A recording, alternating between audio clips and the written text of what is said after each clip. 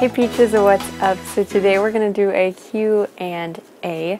I asked you guys on Snapchat if you thought it was about time we did another one, and you said yes. So I'm going to be going through some questions from there and from Instagram. I don't think I got any on Twitter, but we'll double check. Also, I just need to point out this shirt. Can we just? And yeah, I'm like under my blankets. I'm just chilling in my bed. What are you going to do? So I'm going to start on Snapchat. Now, I got a message and I thought that I was going to be able to replay it. However, I couldn't. So I took down everything that she said, and it was from Mariam Khan, I think is how you say her name. And the question was, how do I budget my money? So like, how do I divvy up if I'm going to spend money on makeup or not? Also, she said that she is from Pakistan and that she likes that I'm on Snapchat. So hello, I'm so sorry I couldn't replay that. I seriously have no idea how to Snapchat. I'm just figuring it out. But I love that I'm on Snapchat too, and I cannot believe that you are watching me all the way from Pakistan. That's ridiculous to me, but I'm so glad that you're here and that you're a part of the Peach family. So basically the way that I budget money is not like a super strict method. I basically just try to be aware of how much money I have spent recently, and I'm getting a lot better about like weeding out if I need something. So like a lot of purchases are just for fun because you want to try something new, but me, I have like 57 mascaras and 2,500 primers, so usually when I go to buy a new one, I'm like, yeah, but you have so many to already use that you do like. It's not like I don't have anything I like to use, so I try to remind myself when I want to buy more makeup that I already have a lot that I can use, and to try to use that before I get something new, so that usually helps me. And I don't buy high-end makeup a whole lot. I did just order this little package from Josie Mayer that I'm so excited about, but other than that, I don't get high-end makeup very often. So I feel like that kind of balances it out. I hope that that answered your question. This one is from Bronx Latina, I think is how you say it. So let's see here. It says, ooh, wowies. It's a big long question, you guys see? I have some questions for your Q&A. What are your go-to products, such as foundation, concealer, eyeshadow palette, and makeup brushes?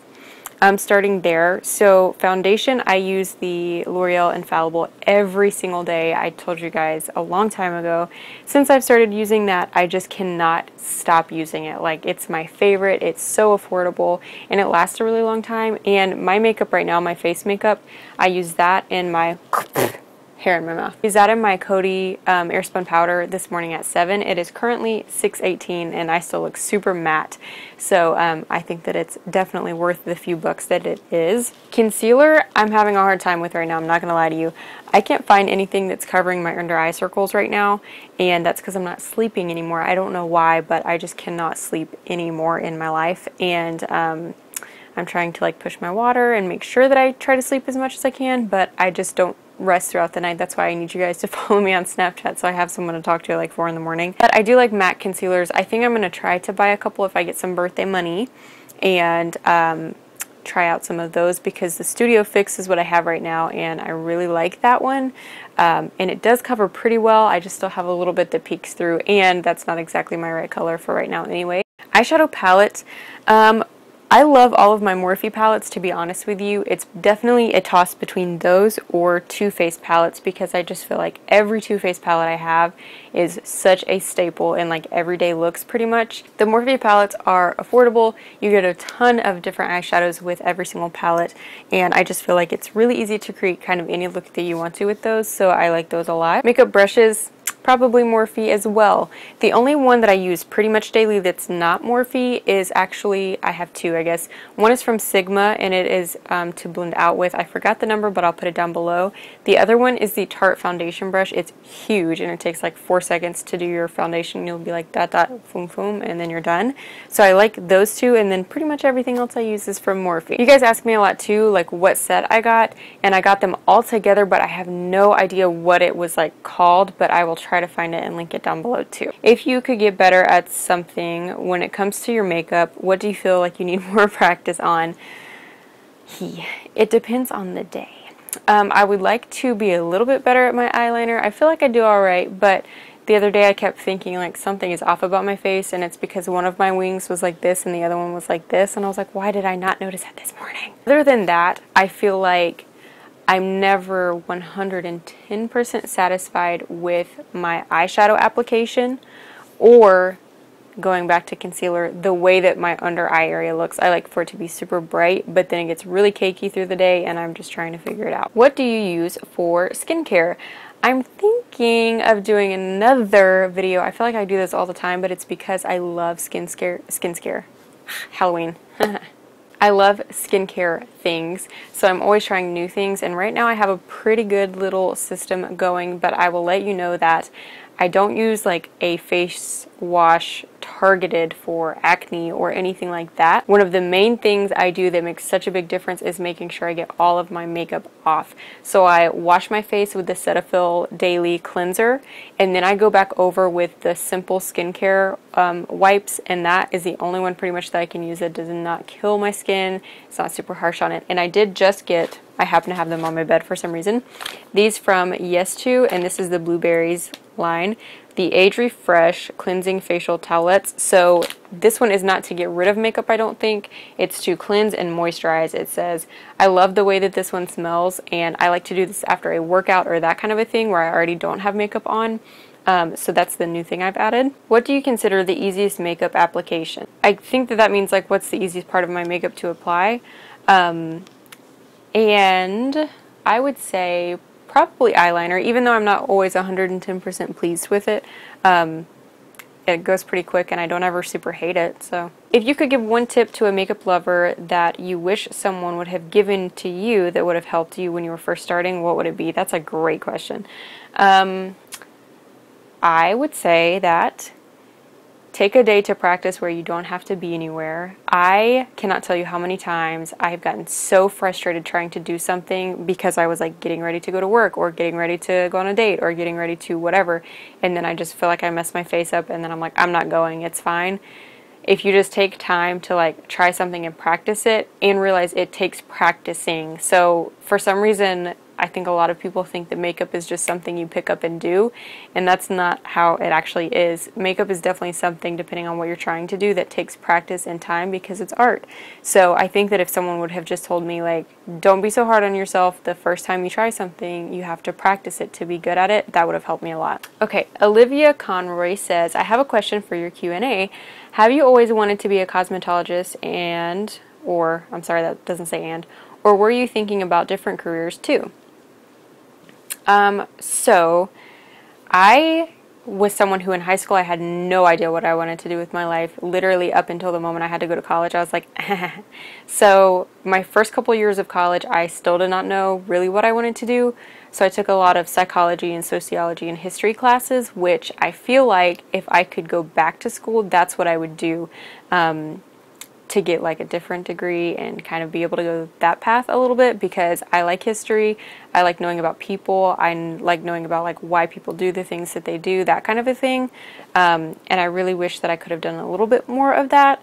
So besides maybe that path, I didn't ever have something super set in stone, and to be honest with you guys, as sad as this is, that's kind of why I am like where I am right now, which is nowhere, is because I don't know what I want to do with my life. So Megan asked me, how do you get a successful YouTube channel? By the way, love you too, Megan. So how do I get a successful YouTube channel? I don't necessarily consider myself successful yet. Like if I was doing this full time and being able to do this as a job, that's to me like what success is in my mind about it, because that's what I want to do. That's my goal, my end picture. I think the way that you become successful on YouTube is you do what you love. You don't try to copy other people. You're not afraid to do something different, and you have to be very in love with what you're doing. That's how I feel like my channel is where I like it to be, is where I'm doing videos like this, where I'm in my bed doing a Q&A, or doing a Halloween look that probably doesn't look good. Like, as long as I'm doing what I'm enjoying, that's what I feel like makes it successful to me. Now I'm going to pop over to Instagram. I know that I got some long questions there too, which I'm so excited about. Let's see. Okay, so this first one is from Brittany Blissful. This is one of the long ones that I'm so happy that I got. What camera do you use to film? Right now I'm using the Sony Handycam. I found such a good deal on the Rebel from Canon, and I wanted it so bad, and I didn't get it because I did not have the money for it then, but it seriously was like such a good deal, and it was gone the next day. What or who inspired you to start a YouTube? Oddly enough, Mitchell Davis and his Live Lava Live channel is what did it for me, because I just saw how much fun he was having and like how real it was. I don't know, I hope that that doesn't sound weird, but that's what did it for me, just seeing him and especially Kyle do their vlogs. I was like, that's what I want to do, like in general in life. And I had another little channel before this one, and I filmed those kind of videos, and I wish I would have kept them because they were so funny to see like baby Sarah do videos. Were you afraid of what friends or family would say when finding out about your YouTube channel? So I've never been afraid of like telling somebody, yeah, I do YouTube, and then being like, okay, or feeling like bad about it.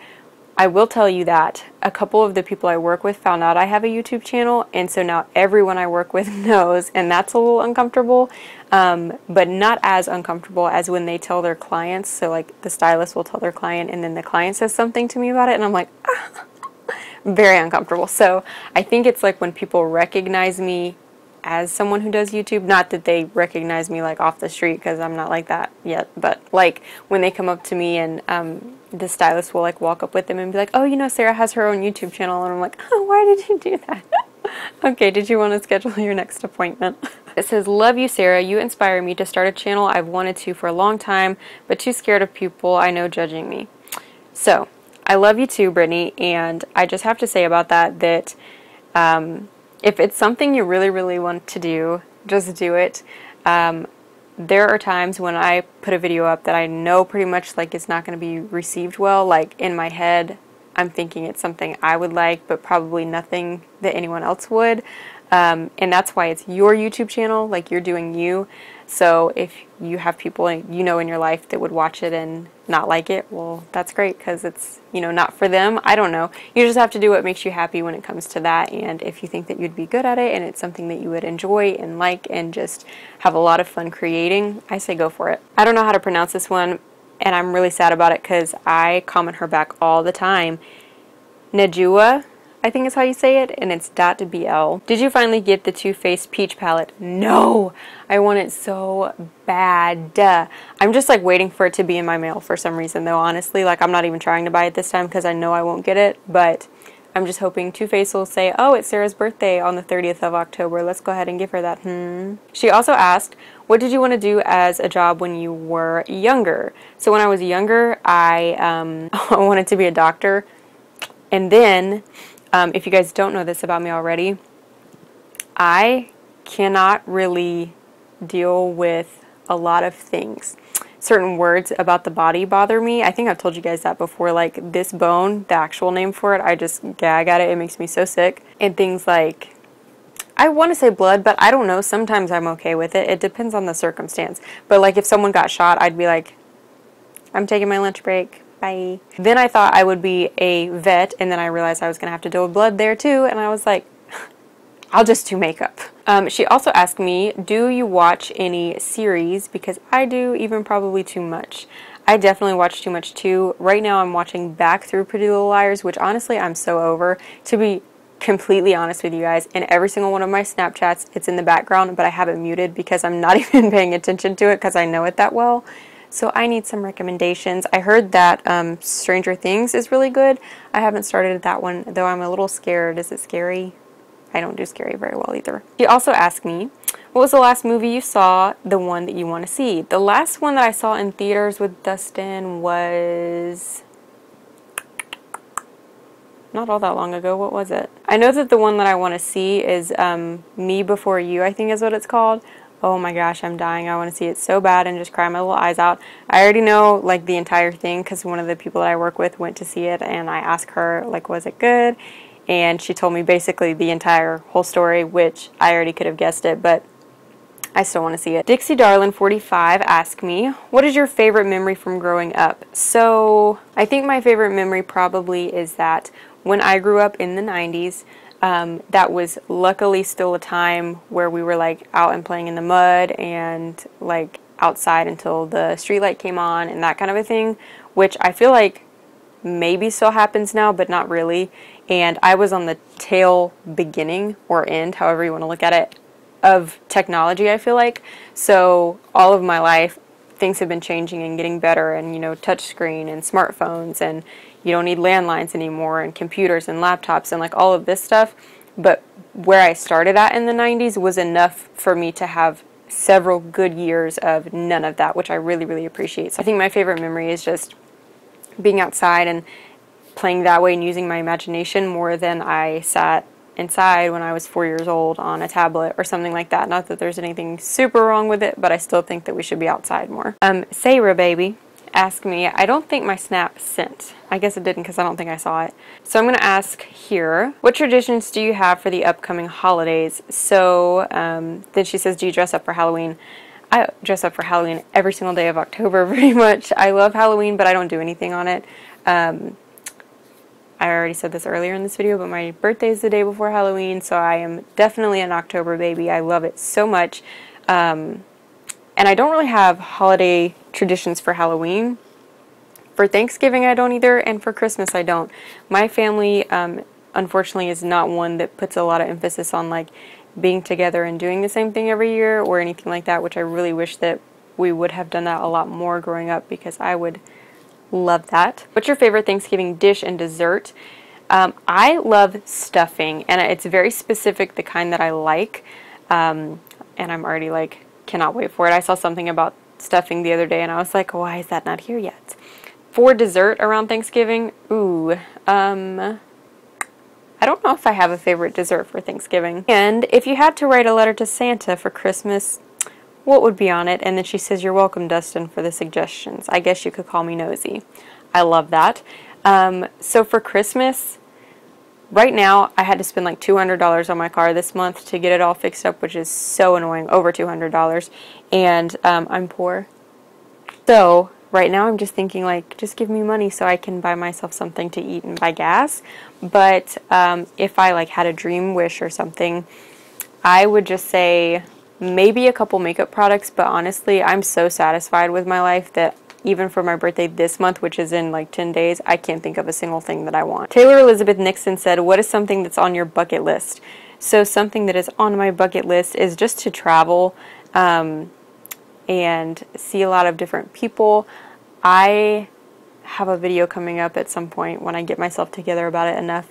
I sponsor a little boy in Africa, and I would love to go see him one day. That would be like a dream come true, and I'm sure I would cry the entire time. Then it looks like my last one is, what is your perfect pizza? Grr. So this is weird. I've always just been a flat like pepperoni person all my life, and recently, like a couple weeks ago, I was just thinking how good a cheese pizza sounded, just plain cheese, and I ordered one. So ever since then, I've been on this kick about just plain cheese pizza. But really, either that or pepperoni I'm good with. But also, when me and Dustin go to Mario's, they like make it for you right there, and we put pepperoni and bacon on it. It is so good, but it's because the bacon from Mario's is the best bacon ever. Alrighty, lovies. So that looks like it. I don't know what the last movie I saw was because Dustin hasn't texted me back, so I'll leave it in the down bar. It probably was not something exciting. What was it though? Rah, I can't remember. Anyways, I hope that you guys enjoyed this video of me talking for 30 minutes straight. If you guys have a suggestion on what you want to see from my channel next, like how to get your hair to stay out of your face, please let me know. And yeah, be sure to follow me on Twitter, Snapchat, and Instagram so that we can talk all night long while I'm not sleeping and while I'm watching Pretty Little Liars, which I'm about to turn on right now. If you guys are not already subscribed to my channel, be sure to do so before you leave today so that you can be a part of my Peach family. I am Mama Peach, and I am so happy that you guys sat with me on this given day. I will see you guys in just a couple more days. I hope you're having an awesome week, an awesome start or into your week whenever this video goes up, and I'll see you so soon. Bye.